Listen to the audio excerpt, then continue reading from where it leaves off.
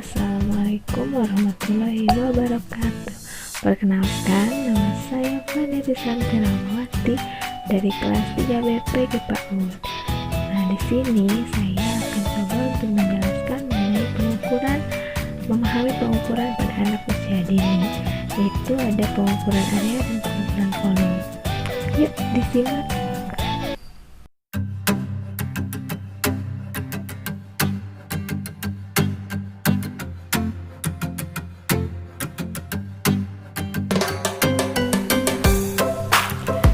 Salah satu pembelajaran matematika sederhana yang penting dikembangkan adalah kemampuan pengukuran. Apa sih pengukuran itu? Nah, pengukuran merupakan salah satu kemampuan yang harus diajarkan pada anak sejak dini. Pengukuran merupakan kemampuan yang mengajarkan bagaimana membandingkan suatu objek dan mengukur suatu objek dengan benar. Nah, anak belajar pengukuran dari berbagai kegiatan yang membutuhkan kreativitas, misalkan mengenalkan konsep lebih panjang, lebih pendek, lebih ringan, membandingkan benda menurut ukurannya, besar, kecil, panjang, lebar, tinggi, dan rendah. Pengembangan kemampuan pengukuran yang diberikan pada anak tidak hanya sebatas pemberian tugas saja, namun dengan memberikan pembelajaran yang menyenangkan dan tidak membosankan bagi anak.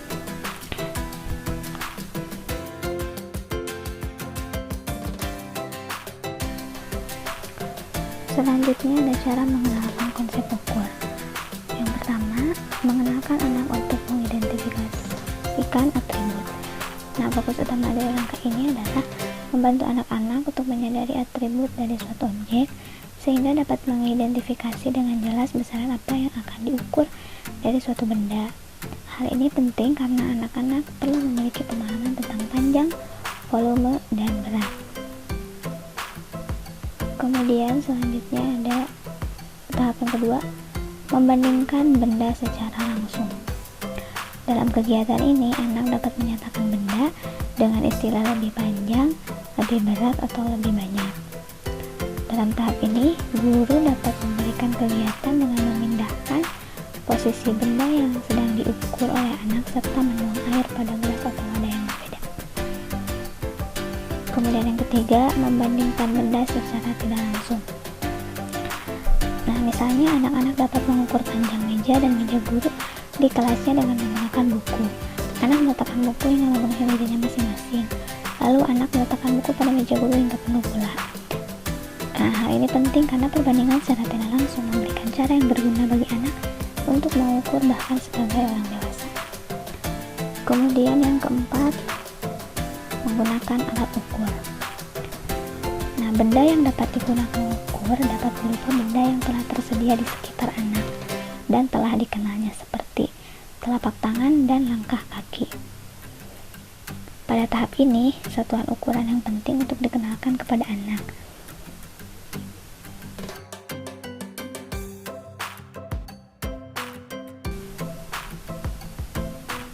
Pengukuran area atau luas.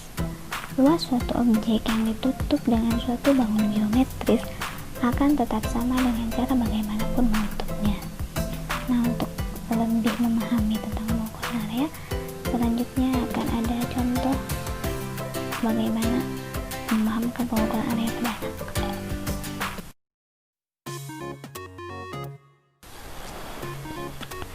Memahami ilustrasi area. Contoh, terdapat 8 buah kertas origami yang menutupi lantai. Gambar pertama menunjukkan 8 kertas origami tersusun rapi. Kemudian, gambar yang kedua, posisi kertas origami dirubah. Pertanyaannya, apakah luas lantai tersebut tetap sama? Nah, kemungkinan jawaban anak, sebagian anak akan menjawab luasnya berubah setelah melihat gambar kedua karena kertas origami tersebut terlihat lebih banyak. Nah, bagaimana cara memahamkan anak supaya mereka tahu bahwa lantai itu tetap sama ukurannya?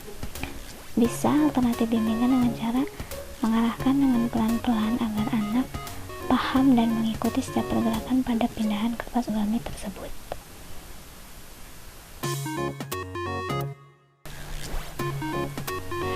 Selanjutnya ada pengukuran volume.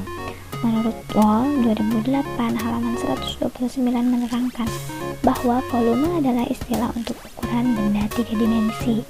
Istilah volume ini digunakan untuk menunjukkan ke kapasitas benda, tapi juga dapat digunakan untuk ukuran bangun ruang. Nah, untuk kegiatan pengukuran volume pada anak usia dini dapat dilakukan dengan metode bercerita dan visual, ditunjang dengan bukti fisik bendanya seperti botol, gelas, ember, cangkir, lain.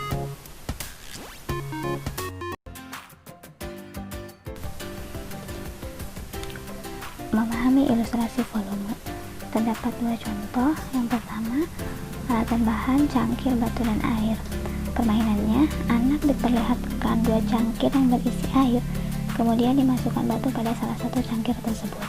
Nah, sebagian anak akan berpikir bahwa gelas yang terisi batu akan terlihat lebih banyak airnya karena ada tekanan dari batu tersebut, padahal volume air tetap sama.